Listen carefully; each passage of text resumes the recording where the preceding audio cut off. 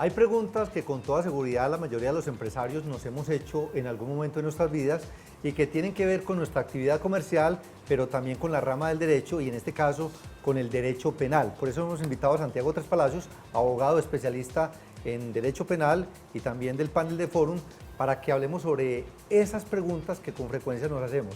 Santiago, bienvenido a nuestro programa de negocios, ¿cómo le ha ido? Un placer, Juan, muy bien, y muchas gracias a ustedes pues, por la invitación a este importante programa. Bueno, cogimos algunas preguntas que nos formulan con frecuencia algunos empresarios y que dicen, bueno, sería importante tratar el tema en el programa.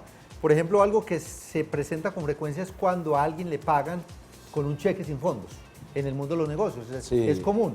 En ese caso, ¿qué pasa y cómo se debe actuar? Bueno, esta conducta sucede muy a menudo. También sucede que, por ejemplo, alguien lo gira teniendo fondos y da una orden de no pago. Esto, además de la responsabilidad comercial y los intereses y la multa comercialmente establecida, es un delito. Sí.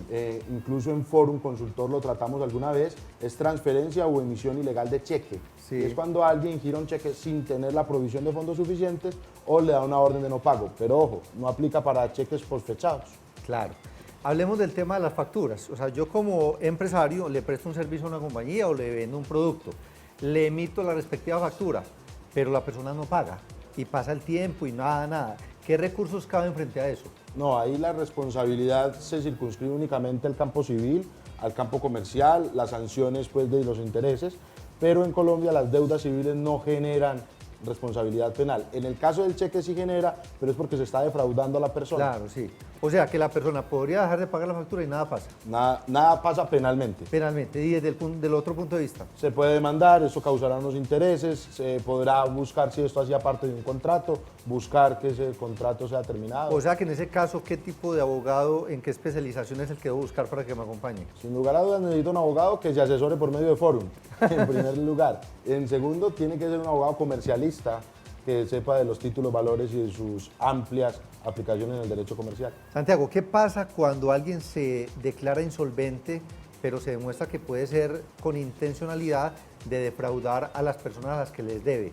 Sí, eso también cabe dentro de las defraudaciones, es un delito cuando una persona se queda sin patrimonio para defraudar a todos sus acreedores. Cuando el patrimonio es el general, la prenda general de los acreedores, se llama alzamiento de bienes. Pero cuando él dispone de un bien que garantiza una relación específica, entonces esto pasa a ser disposición de bien propio gravado con prenda. Ambos son delitos. Ambos son delitos. A veces uno ve en el mercado y hemos visto noticias de que se especula con determinados productos, o a veces hay gente que guarda inventarios. En fin, o sea, hay unas prácticas que son antiéticas, que de alguna manera son corruptas y que, no sé, usted nos dirá si estarían sujetas a ese tipo de penalización. Muy importante esto, Juan. La relación del derecho penal con la ética es toda y va en aumento. Hay varias modalidades, incluso exigencias de compliance, ética y de muchas otras disciplinas. Lo más importante que hay que tener en cuenta aquí es que cuando una persona acapare los productos para defraudar el mercado, está incurriendo en un delito. Sí. Del mismo modo que cuando por medio de una noticia o de un dictamen o de una información indebidamente suministrada, crea un pánico en la bolsa, por ejemplo, incurre en otro delito. Pero estos ya son delitos no contra el patrimonio económico individual de una persona, sino contra el régimen económico. Claro, y en ese caso, digamos, las penalizaciones, ¿cómo serían? Son delitos cuyas penas van en aumento, pero más allá de la pena, lo que sí busca esto es, por ejemplo, se pueden crear medidas por medio del derecho penal para sancionar a esta persona y prohibirle realizar la actividad comercial que ha venido realizando. Sí. Además, por ejemplo, si lo hace un servidor público, pues perdería el cargo público de inmediato. Bueno, usted acaba de tocar un tema que me parece muy importante y es las relaciones que tienen que ver con una empresa, con el gobierno como un cliente, digamos, de alguna manera. Y hay empresas que sabemos que tienen prácticas que no deberían existir. Aquí somos muy amigos de defender el principio de la transparencia, y es que a veces hay funcionarios o hay empleados de la compañía que, por ejemplo, pagan prebendas a un funcionario del sector público o le dice, listo, déme ese contrato y después yo le transfiero una parte. Hay comisiones, cosas que obviamente no están bien, que son corruptas, y desde el punto de vista penal, ¿qué análisis podemos hacer? Bueno, de un lado está la responsabilidad penal individual. Esta persona estaría cometiendo lo que conocemos como un soborno, sí, que vendría a ser un cohecho, en realidad, por dar u ofrecer. Pero más allá de ese soborno y todo esto, el mundo ha venido cambiando en ese sentido, Juan. Por ejemplo, Las empresas que, que pongan sus acciones en la Bolsa de Valores de Nueva York ya tienen que tener planes éticos. Sí. Castigar, por ejemplo, las prebendas, los sobornos, etcétera, etcétera. Pero incluso un paso más allá. Y ya castigan incluso regalarle algo al sujeto del cual depende una licitación. Llevarle una botella de whisky. Todas estas son prácticas prohibidas a través de unas herramientas que se llama compliance. Sí. Compliance traduce cumplimiento y tiene que ver como con toda la debida diligencia que tiene que tener una compañía, y son prácticas que sobre todo las multinacionales exigen. Si yo voy a meterme a Colombia, tan amable usted, adecúe sus prácticas para yo garantizar que los otros competidores no van a sobornar pues a las entidades. Y aunque obviamente hay penas para esos delitos, lo más importante es trabajar al interior de las organizaciones en la creación de conciencia de hacer lo correcto, de que el mundo de los negocios, lo más bonito es acostarse uno tranquilo y dormir tranquilo sin estar pensando en que en algún momento lo van a llamar de alguna de las IAS, ¿cierto? Que la Fiscalía, la Procuraduría, la Contraloría, en fin, porque lo van a investigar de alguna manera. Estamos totalmente de acuerdo. Incluso lo que busca el compliance y esos planes de cumplimiento es crear cultura ética dentro de las empresas, que ellos tengan un compromiso con la legalidad, pero también, más allá que la legalidad, como tú bien lo decías, también con la honestidad.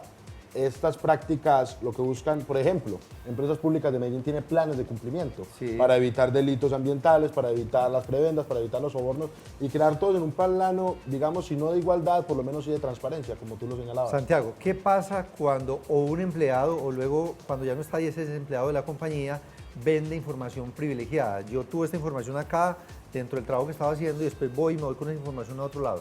Aquí pasa algo irónico en Colombia, ¿no?